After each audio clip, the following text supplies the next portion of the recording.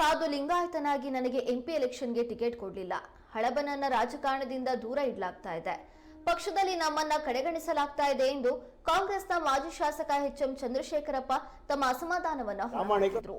ಶಿವಮೊಗ್ಗದಲ್ಲಿ ಮಾಧ್ಯಮ ಪ್ರತಿನಿಧಿಗಳ ಜೊತೆ ಮಾತನಾಡಿದ ಅವರು, ನಮ್ಮ ಉಪಯೋಗವನ್ನ ಪಕ್ಷ ತೆಗೆದುಕೊಳ್ಳಬೇಕು ಎಂದು ಹೇಳಿದರು.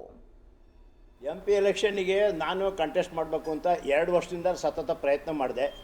ಟಿಕೆಟ್ ಕೊಡಲಿಲ್ಲ. ನಾನೇ ಬಂಡಾಯ ಆಗಲ್ಲ ಅಂತ ಹೇಳಿದೆ. ನನಗೆ ಯಾಕೆ ಬೇಕು? ಯಾಕೆಂದರೆ ಕೊಟ್ಟ ನಾನು ಗೌರವ ಕೊಡೋದು ನನ್ನ ಕರ್ತವ್ಯ.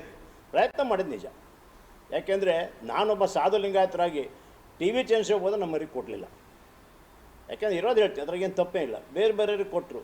ಅವಾಗ ಏನಾಯಿತು, ವಿಧಿಯದಲ್ಲೇ ನಮ್ಮ ಆ ಕಡೆ ಹೋಗ್ಬಿಟ್ರು, ಅವಕಾಶ ಕೊಡಲಿಲ್ಲ. ನಾನು ಎಲ್ಲರೂ ರಿಕ್ವೆಸ್ಟ್ ಮಾಡಿದೆ, ನಂದು ಕೂಡ ಪತ್ರಿಕೆಯಲ್ಲಿ ಎಲ್ಲ ಮಾಧ್ಯಮದಲ್ಲಿ ಬಂತು. ಆದರೆ ಅನಿವಾರ್ಯವಾಗಿ ಕೊಡಲಿಲ್ಲ. ಕೊಡಲಾದ ನಾನೇ ಬೇಜಾರಾಗಿಲ್ಲ. ನನ್ನ ಕರ್ತವ್ಯ ನಾವು ಪ್ರಾಮಾಣಿಕ ನಾನು ಮಾಡ್ತೀನಿ.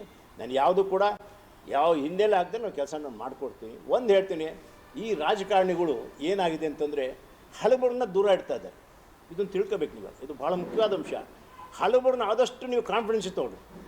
ಇದು ಭಾಳ ಮುಖ್ಯವಾದ ಅಂಶ. ಮೊನ್ನೆ ಕೂಡ ಯಾವುದೋ ಮೀಟಿಂಗಲ್ಲಿ ಹೇಳಿದ್ವಿ, ನಮ್ಮ ಎಕ್ಸ್-ಎಮ್-ಎಲ್ ಅಸೋಸಿಯೇಷನಿಂದ ಎಲ್ಲರೂ ಸೇರ್ಕೊಂಡಿದ್ದಾವಾಗ ಹೇಳಿದ್ರು, ಒಬ್ಬ ಎಕ್ಸ್-ಎಮ್-ಎಲ್ ಎ ಇರ್ಬೋದು, ಎಕ್ಸ್-ಎಂ-ಪಿ ಇರ್ಬೋದು, ಒಬ್ಬ ರಾಜಕಾರಣಿ ಇರ್ಬೋದು, ಅವ್ರು ದೂರ ಇಟ್ಟಷ್ಟು ಏನಾಗುತ್ತೆ, ಅವ್ರಿಗೆ ನಂಬ್ಕೊಂಡಿರ್ತಕ್ಕಂಥ ಜನ ದೂರ ಆಗ್ಬಿಡ್ತಾರೆ. ಇದು ಭಾಳ ತಿಳ್ಕೊತಕ್ಕಂಥ ವಿಚಾರ. ಅದನ್ನು ಹೇಳೋದು, ಯಾರು ಕೂಡ ದೂರ ಇಡಬೇಡಿ, ಎಲ್ಲನೂ ಹತ್ರಕ್ಕೆ ತೊಗೊಳ್ಳಿ.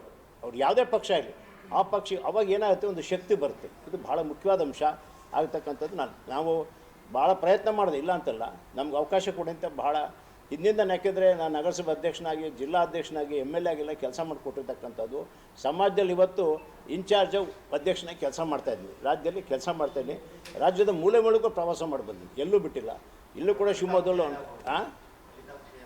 ಅದು ನನಗೆ ಗೊತ್ತಿಲ್ಲ. ಫಲಿತಾಂಶ ಜನಗಳು ಬಿಟ್ಟಿದ್ದು. ನಾನು ಹೇಳೋದು ನನ್ನ ಕೈಗಿದೆಯಾ? ನಾನು ಯಾವುದು ಹೇಳೋದು. ನನ್ನ ಪಕ್ಷ ಗೆಲ್ಲುತ್ತೆ ಅಂತ ನಾನು ಹೇಳ್ತೀನಿ, ಬಟ್ ಜನ ತೀರ್ಮಾನ ಮಾಡೋದು. ಅಲ್ಲ, ಪಕ್ಷದ ಪ್ರಕಾರ ಹೇಳೋದು ನಮ್ಮ ಪಕ್ಷ ಗೆಲ್ಬೋದು ಅಂತ ನಾನು ಹೇಳ್ತೀನಿ.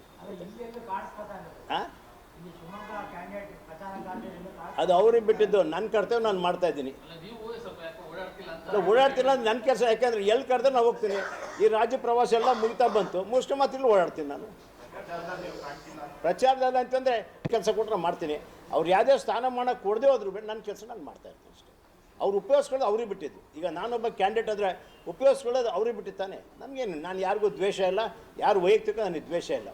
ಪಕ್ಷದ ಪರವಾಗಿ ನಾನು ನಿಷ್ಠೆಯಿಂದ ಇಂದಿರಾ ಗಾಂಧಿ ಗೆಲ್ಸಿದ ಫ್ಯಾಮಿಲಿ. ನಾವು ಒಂದು ಕಾಲದಲ್ಲಿ ಚಿಕ್ಕಮಗಳೂರು ಜಿಲ್ಲೆಯಿಂದ ನಮ್ಮ ತಂದೆ ಎಮ್-ಎಲ್-ಎ ಆಯಿತು, ಮಲ್ಲಿಕಾರ್ಜುನ ಎಮ್-ಎಲ್-ಎ ಆದಾಗ ಅವಾಗ ಗೆಲ್ಸ್ಕೊಟ್ವಿ. ಅದೇ ರೀತಿ ನಾವು ಈ ಸರಿ ಕೂಡ ಪಕ್ಷಕ್ಕೋಸ್ಕರ ಪ್ರಾಮಾಣಿಕ ನಾವು ಮಾಡ್ತೀನಿ, ಬಿಟ್ಟರೆ ಬೇರೆ ಉದ್ದೇಶ ನಂದು ಏನೂ ಇಲ್ಲ. ಅದು ಉಪಯೋಗಿಸ್ಕೊಳ್ಳಿ ಅಂತ ನಾನು ಎಲ್ಲರೂ ಕೇಳ್ಕೊಳ್ಳೋದು. ನಾನು ಹೈಕಮಾಂಡಿಗೆ ಕೇಳೋದು ಅಷ್ಟೇ, ರಾಜ್ಯ ಕಮಿಟಿಯವ್ರಿಗೆ ಕೇಳೋದು ಅಷ್ಟೇ. ಅದನ್ನು ಉಪಯೋಗಿಸ್ಕೊಳ್ಳಿ ಅಂತ ತಮ್ಮಲ್ಲಿ ಕೇಳ್ತೀನಿ. ಬೇರೆ ಬೇರೆ ಜಿಲ್ಲೆಯವ್ರು ಉಪಯೋಗಿಸ್ಕೊತಾ ಇದೆ.